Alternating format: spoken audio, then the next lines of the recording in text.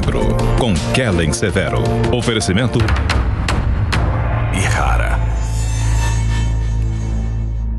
Bom, a gente já comentou por aqui no Jornal da Manhã, as exportações de carne bovina para a China estão suspensas. O laboratório da Organização Mundial de Saúde Animal no Canadá deve divulgar o resultado do exame de vaca louca com sintomas de caso atípico na quinta-feira que vem. Para falar sobre o assunto seríssimo, a gente recebe aqui no estúdio do Jornal da Manhã, bem-vinda Kellen Severo. A gente já bateu papo sobre isso, estávamos na expectativa sobre o desenrolar da história. Agora, por que essa contraprova é tão importante, hein, Kellen? Bem-vinda. Muito obrigada, bom dia a você, bom dia a todos. Essa contraprova é super importante porque é quando nós teremos a possível confirmação de um caso atípico da doença da vaca louca, o que significa que o caso não é transmissível entre bovinos e também não causa risco à saúde de consumidores de carne bovina.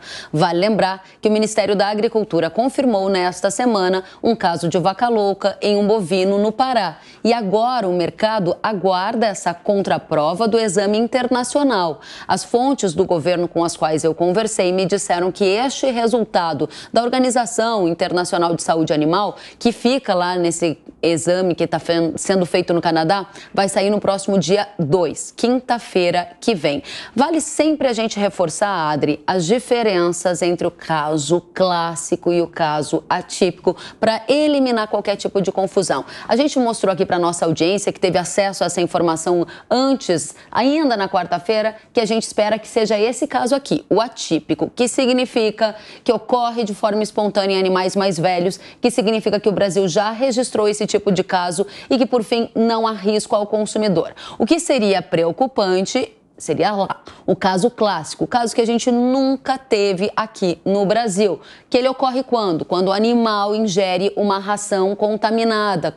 Aí o Brasil nunca registrou e o risco para o consumidor, nesse caso, aí sim, para consumo, ele é um pouco maior, mas ainda a chance de ser caso clássico é praticamente insignificante. A idade avançada do bovino é o elemento que faz a gente dar esse tipo de informação e afirmação que apontam para a expectativa de um caso atípico, até porque esse animal foi criado lá no Pará em pasto, ou seja, o tipo de alimentação dele era pasto e isso praticamente elimina a chance de ser um caso clássico. Bom, menos mal, né? Agora o Brasil já promoveu um alto embargo de exportação para a China da carne do boi. Por que isso? É uma medida de já uma proteção, uma cautela? Exato, é isso. É uma medida de alto embargo, quer dizer que o próprio país, o Brasil, suspende as exportações para a China. E isso ocorre por conta de um protocolo sanitário que foi firmado entre China e Brasil, que prevê essa medida até que o caso seja esclarecido, esse caso de vaca louca. As exportações de carne bovina foram, então, temporariamente suspensas desde ontem. Em 2019 e em 2021, o Brasil também registrou casos atípicos de vaca louca. Então, só para a gente ter um histórico, a gente preparou aqui para vocês uma explicação que mostra quando a gente teve esses casos aqui, Adri. Veja só. Nos últimos 15 anos, a gente teve lá em 2010, no Paraná, depois em 2014, em Mato Grosso, depois em 2019, em Mato Grosso, 2021 em Minas Gerais, 2021 em Mato Grosso e agora, mais recentemente, esse caso do Pará. Todos os casos atípicos que não oferecem risco ao consumidor. Ainda assim, em 2019, por exemplo, a China deixou de comprar a carne bovina do Brasil por 10 dias. Aí depois, em 2021, os chineses ficaram fora das compras por mais de 3 meses. E a expectativa, neste momento aqui, é saber qual período que o país asiático pode ficar sem comprar, mesmo que seja confirmado um caso atípico da doença.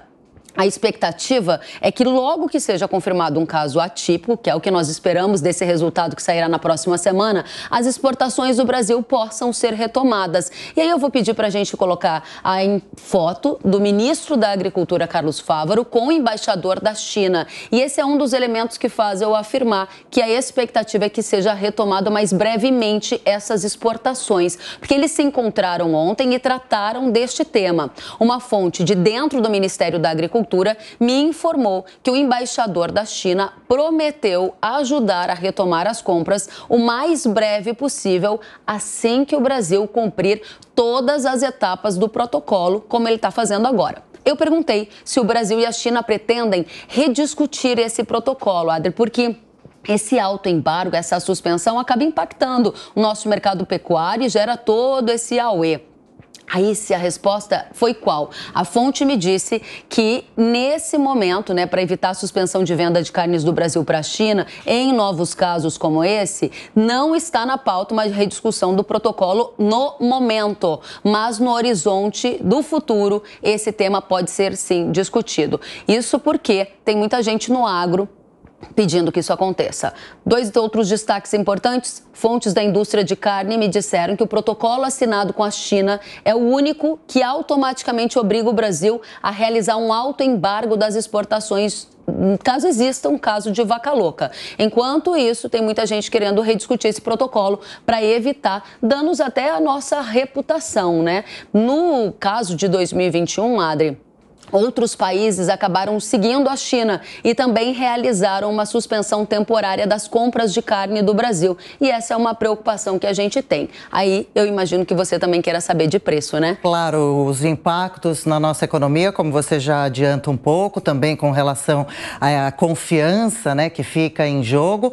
E você já tinha comentado com a gente que esse animal que apresentou a doença foi morto, que é a única maneira de lidar com a situação, e fica a nossa torcida para que nenhum outro apareça contaminado também. Exato, ele foi sacrificado, isolado, incinerado e realmente, como ele foi criado a pasto, não há muito risco de contaminação porque eles não comeram uma ração contaminada. Essa é a expectativa que se tem. Que seria o outro caso grave. Exatamente, que seria o caso clássico. Aí o que aconteceu? Ainda que todas essas expectativas existam, o mercado acabou impactado por isso. Foi na volta do carnaval que lá na B3, a Bolsa Brasileira, os preços despencaram. Eu vou citar para vocês aqui o contrato de março. Vejam só, aqui na tela, a gente tem o preço futuro, o preço negociado em bolsa. Você está vendo aqui essa queda bem forte? Esse foi justamente o período pós-carnaval, quando a gente observou toda essa situação de caso de vaca louca e investigação. Essa cotação da arroba fechou com quedas acima de 5% para alguns contratos, como o de março que vocês acabaram de ver.